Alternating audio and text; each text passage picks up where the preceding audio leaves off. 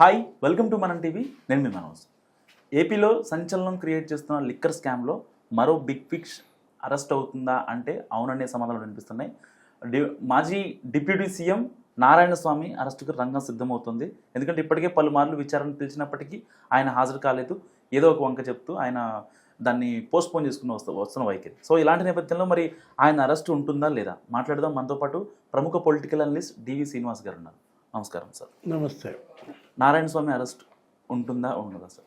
అంటే ఇప్పుడు AP liquor స్కామ్లో ఇప్పటివరకు 12 మంది అరెస్ట్ అయ్యారు.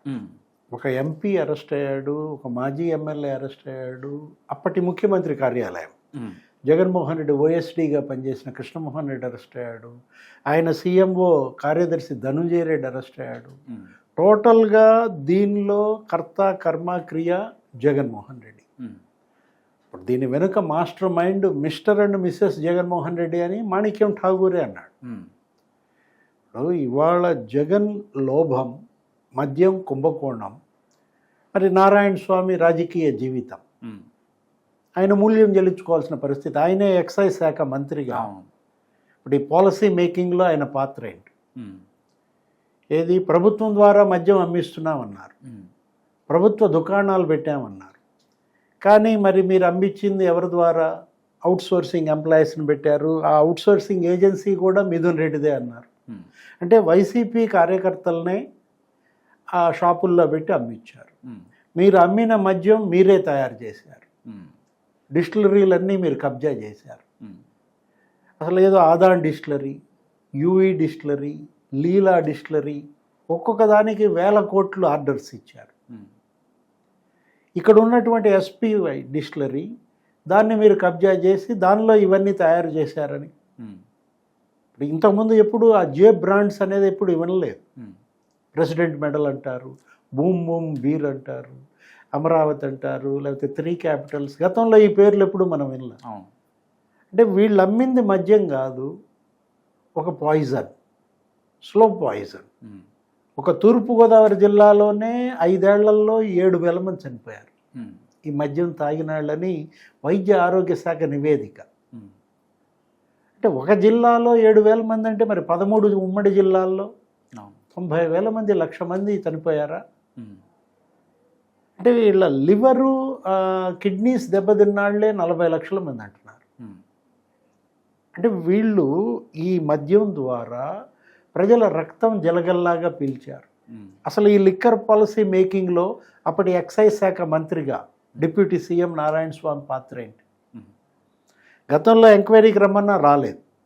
ఆరోగ్యం బాగాలేదని, లేకపోతే సీనియర్ సిటిజన్ అని, మీరే ఇంటికి వచ్చి చేయండి అన్నాడు.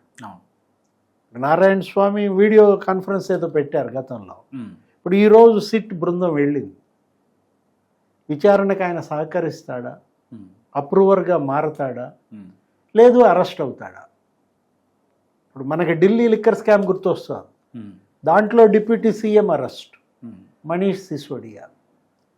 కేజ్రీవాల్ అరెస్ట్, అక్కడ ముఖ్యమంత్రి. ఇక్కడ డిప్యూటీ సీఎం మరి అరెస్ట్. ఏది నారాయణ స్వామి, ఆయన పొలిటికల్ కెరీర్ ఖతమా దీంతో? మద్యం కుంభకోణంలో చిక్కుకున్న ఏ రాజకీయ నాయకుడు ఇక బాగుపడిన దాఖలాలు లేవు. ఇప్పుడు ఇక్కడ తెలంగాణ సీఎం కేసీఆర్ కూతురు కవిత, ఢిల్లీ సీఎం కేజ్రీవాల్ పరిస్థితి ఏమైంది?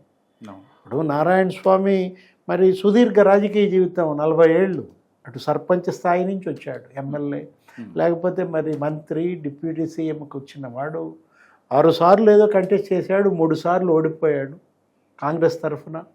వైఎస్ఆర్ కాంగ్రెస్ పార్టీ తరఫున 3 సార్లు గెలిచాడు. అటు పెద్దిరెడ్డి రామచంద్రారెడ్డి, జగన్మోహన్ రెడ్డి. నుంచో అంటే నుంచోవటం, కూర్చో అంటే కూర్చోవటమా? దాని ఫలితమా ఇది? ఒక రబ్బర్ స్టాంపుగా మారాడా? అంటే నారాయణ స్వామిని డమ్మీని చేసి సంతకాలు పెట్టించుకున్నారా? పెద్దిరెడ్డి రామచంద్రారెడ్డి కొడుకు మిథున్ రెడ్డి. అంటే పెద్దిరెడ్డి నీ గురువుగా నువ్వు గౌరవించావంటే మరి మిథున్ రెడ్డి అంటే భయమా? భయంతో పెట్టాడా సంతకాలు? దీనివల్ల నువ్వు బెనిఫిట్ పొందకపోవచ్చు, ₹1 తినకపోవచ్చు, కానీ ఇప్పుడు బలిపశు. అంటే నారాయణ స్వామిని స్కేప్ గోట్గా మార్చారు జగన్మోహన్ రెడ్డి. జగన్మోహన్ రెడ్డే అంతిమ లబ్ధిదారు. అవును, దాంట్లో ఏమాత్రం మొహమాటం లేదు. అంతిమ లబ్ధిదారు పేరు చెబితే అంతిమ ఘడియలు అన్నాడు రాజ్ కసిరెడ్డి. ఇప్పుడు రాజ్ కసిరెడ్డి ఆస్తులు కూడా వాళ్ళు జప్తు చేశారు. ఒక 30 కోట్ల విలువైనటువంటి అతను భూములు కొన్నాడు. ఈ 5 ఏళ్లలో జగన్ 5 ఏళ్లలో వీళ్ళు మద్యం ముడుపులతో కొన్న భూములు ఒక 125 కోట్లు జప్తు చేశారు. అటు నగదు కావచ్చు, ఇటు ఈ ఫిక్స్డ్ డిపాజిట్లు కావచ్చు. తొలి దఫా 30 కోట్లు నాకు తెలిసి, దాంట్లో ఆదాన్ డిస్టిలరీస్ది ఒక 16 కోట్లు జప్తు చేశారు.